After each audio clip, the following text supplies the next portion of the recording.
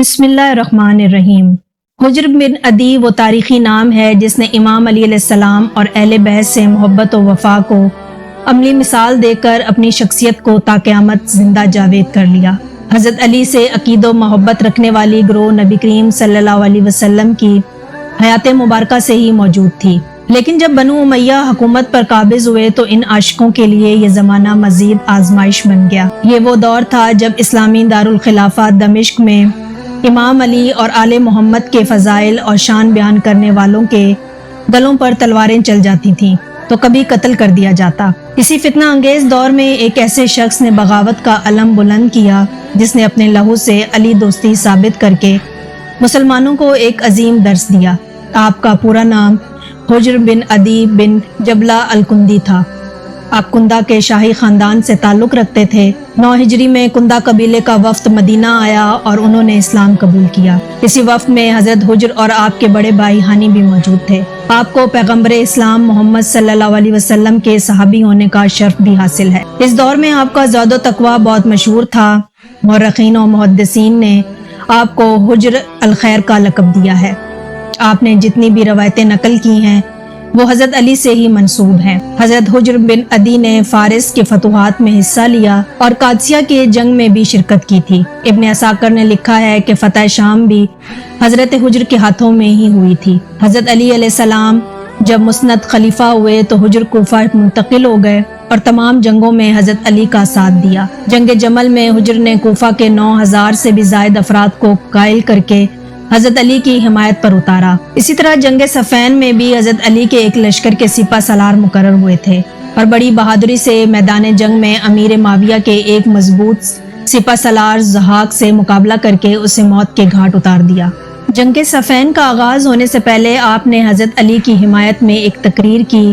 فرمایا، ہم جنگ کے شیدائی اور تلوار کے دھنی ہیں اور ہمیں خوب معلوم ہے کہ کس وقت اور کہاں سے جنگ کا آغاز کرنا چاہیے اور کیسے اسے اپنے حق میں موڑا جاتا ہے۔ ہم جنگ کے آغوش میں رہ کر پروان چڑھے ہیں۔ ہمارے تمام نیک ساتھی آپ کے اختیار میں ہیں۔ اگر آپ مشرق سے مغرب تک بھی جنگ کرتے جائیں ہم آپ کے ساتھ ہیں اور آپ جو بھی حکم دیں گے ہم اطاعت کریں گے۔ حضرت علی علیہ السلام نے اس خطبے کو سن کر مسرت کا اظہار کیا اور حضرت حجر کے حق میں دعا فرمائی۔ شیر خدا حضرت علی کو جب کوفہ میں شہید کر دیا گیا تو امام حسن علیہ السلام نے خلافت سنبھالی، مگر کچھ ہی وقت میں مجبوراً آپ کو امیر معاویہ سے صلح کر کے حکومت بنو امیہ کو سونپنا پڑی۔ اس فیصلے پر حضرت حجر نہایت ہی غمزدہ ہوئے اور حسن ابن علی پر اعتراض کیا، لیکن آخرکار اپنے امام کے فیصلے پر سر تسلیم خم کرنا پڑا۔ امیر معاویہ کی حکومت میں شان علی پر زندگی تنگ کر دی گئی اور ہر علاقے گلی کوچوں سے انہیں پکڑ کر پابائے زنجیر کیا گیا۔ جب کوفہ میں امیر معاویہ نے زیاد کو گورنر مقرر کیا تو اس نے کھلے عام حضرت علی علیہ السلام کو گالیاں دینے اور منبر پر لعنت کروانے کا سلسلہ شروع کروایا۔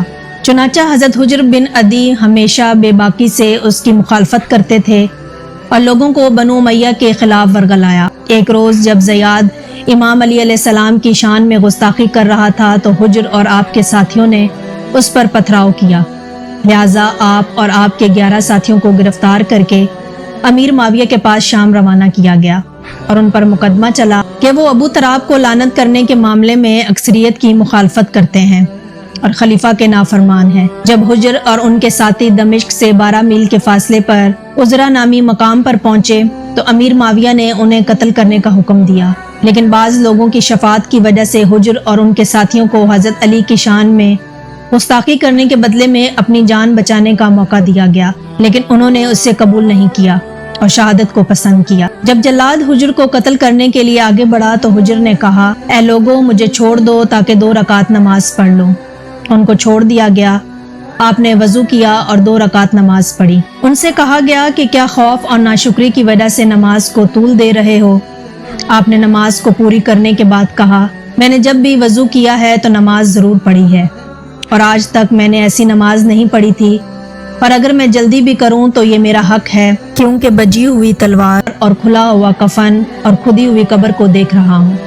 شام کے قبیلوں نے حجر اور ان کے ساتھیوں کے لیے قبر کھود رکھی تھی اور کفن تیار کر کے رکھا ہوا تھا۔ کہا جاتا ہے کہ امیر معاویہ نے قبر کھودنے اور کفن لانے کا حکم دیا تھا، جب حجر کو لایا گیا اور ان کے قتل کا حکم دیا تو انہوں نے فرمایا مجھے میرے لباس میں ہی دفن کرنا تاکہ قیامت میں اسی لباس کے ساتھ اٹھوں۔ پھر یہ وصیت کی کہ میری بیڑیاں نہ اتارنا اور خون نہ دھونا، کہ میں اسی حالت میں معاویہ سے پل صراط پر ملوں گا۔ روایت کے مطابق امیر معاویہ جب حضرت عائشہ کے پاس گئے تو حضرت عائشہ نے پوچھا کہ تم نے اہل عذرا حجر کو اور ان کے ساتھیوں کو قتل کیوں کیا؟ امیر معاویہ نے جواب دیا اے ام المومنین، میں نے دیکھا ہے کہ ان کی موت سے امت کی بھلائی ہو رہی تھی اور ان کی زندگی سے امت میں فساد۔